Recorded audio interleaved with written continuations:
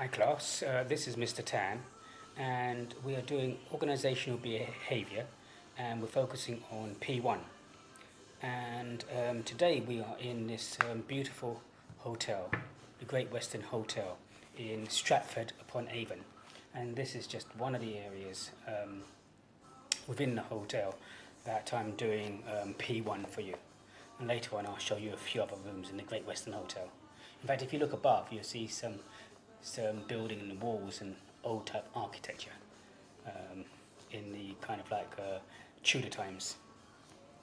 So coming back to P1, P1 in organizational behavior says analyze how an organization culture, politics and power influence individual and team behavior and performance. So the first thing we always do is we always break the question down and identify the keywords. The keyword here is to analyze, and analyze means to state how one variable affects another. So in other words, we'll be looking at how culture affects the team behavior and performance, and we'll be looking at how politics and power, grouping that together, how that affects individual team behavior and performance. So when we're looking at this question, let's go back to the question again. Analyze how organizational culture, politics and power influence individual and team behavior and performance. So there is a number of ways you could do this. You could first talk about team performance and individual performance, and then you could talk about what is organizational culture, and then what is organizational politics and power. But the way I'm going to tackle this question is I'm going to first talk about what is organizational culture. Then I'm going to talk about organizational politics and power, and I'm going to relate these then to the individual and team behavior and performance, and state how these affect the individual and team behavior, and then how they affect the individual and team performance. So there's a number of things that the question is asking for, and you have to actually make sure that you meet all the requirements and you don't miss anything out. So it's so important to first understand what the question is saying. So I'm going to start off by talking about what is organizational culture. And then I'm going to move on to what is organizational politics and power. So organizational culture can be defined as a system of shared assumptions, values and beliefs, which governs how people behave in an organization. These shared values have a strong influence in the organization and dictate how they dress, act, perform their jobs. So I'm just going to say that again. So it's a system of shared assumptions, values and beliefs, which governs how people behave in organizations. These values have a strong influence in the organization and dictate how people dress, act, perform their job activities. So, when we look at organizational culture is, how people behave in the culture, what they do, what are the accepted norms and conventions, and how people act and behave within a certain framework. What are the characteristics of organizational cultures? Well, it might be innovation and risk-taking. Does your company have a culture of risk-taking and innovation?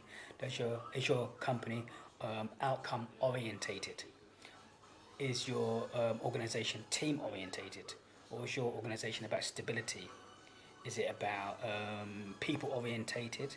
Or is it attention to detail? What exactly is the culture of your organization all about? It might be a sales type function where it has an aggressive type culture to actually get and achieve sales targets. Within organization cultures, you kind of have a dominant culture. These are shared by the majority of people. But in addition to the dominant culture, you also have subcultures. Subcultures might be seen as defined departmentally. So even though the company has a main dominant culture.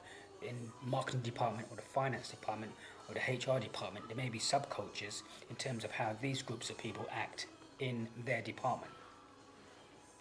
Likewise, you may have core values, and core values may be dominant values accepted throughout, and strong culture is the intensity held and widely shared as regards to what should or should not be done in your organisation. And when we look at cultures, what does culture do? Well, it defines the boundaries between one organisation and another. It conveys a sense of identity, enhances stability, kind of facilitates a commitment to something larger than oneself. In addition to that, cultures have a sense of making and control mechanism for people to fit in. So they provide what people should do, how they should do it, what are the accepted norms. Well, how do people learn about cultures? Well, people learn about cultures in organisations from stories that are told. This person did this and this resulted in this, so don't ever do that. Or this person did this and achieved this, so these are the things we should be striving towards to try and emulate. By rituals, by symbols, by the language that's used in that organisation. So if it's a college and it's an FE college, they might use technical information in terms of specific subjects, and the language will be technically based and jargon based in terms of the subjects being taught. You do have different types of organisational cultures. You have the power culture. The power culture is where the person at the centre predominantly has all the power and people gravitate towards him. If we look at Apple has a spoke wheel type system with SVPs, senior vice principals, and these senior vice principals all report into Tim Cook. And Tim Cook has the power. He knows exactly what's happening with all his senior vice principals who are managing each department.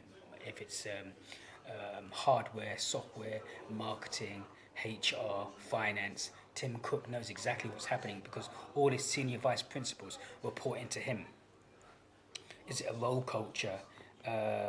Role culture is really split by departments, and these departments are actually what hold up the whole organisation.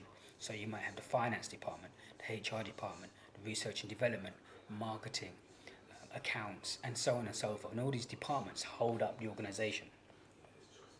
You have a task culture, and you also have a task culture where it is a jobs are project or task orientated. And then there is also a people culture. People culture focuses on the individuals, people to be motivated to achieve the aims and objectives of the company. So again, there are different types of cultures as well. So the first thing I would do is define what culture is, talk about the characteristics of culture, the different types of dominant cultures and subcultures and core values and strong culture. Talk about what cultures actually do, setting the boundaries, and how cultures are actually learned by employees, by rituals, stories, symbols, and the language that's used in your company. So that's just really talking about organisational culture. And we could either move on now and say how that influences team behaviour and performance, or I'm going to just talk about politics and power first, and then I'm going to say how these influence individual team behaviour and performance. So, because remember, we must always focus on the question. So the next part of the question is to look at politics and power, because the question said, analyse how organisational culture and politics and power influence. So I'm now moving on from organisational culture to politics and power. So when we look at the politics and power, we look at the values really in terms of firstly, and values in organisations are basic convictions on how to conduct yourself or how you should live your life. And when we look at types of values. We look at values in organisations in terms of termination values, or a termination value is a goal a person to achieve in their lifetime. And you've got instrumental values in an organisation. These are preferable modes of behaviour to achieve your terminal value. When we look at the core values, for instance, core values from Toyota can be seen as Kaizen. Five main core values: Kaizen, process of continuous improvement; Genchi, Genbustyu, going to the source of the problem; challenge, employees see problems as a challenge and not as an obstacle; teamwork, putting the company ahead of one's individual needs; and respect for other people. The values, and let's look at the power. When we look at power, we look at the different types of power. Position power. Position power managers rank in organisational structure, and they have a position of power, of responsibility, where they have the authority to tell other people what to do. You have personal power as well, based on a person's individual characteristics.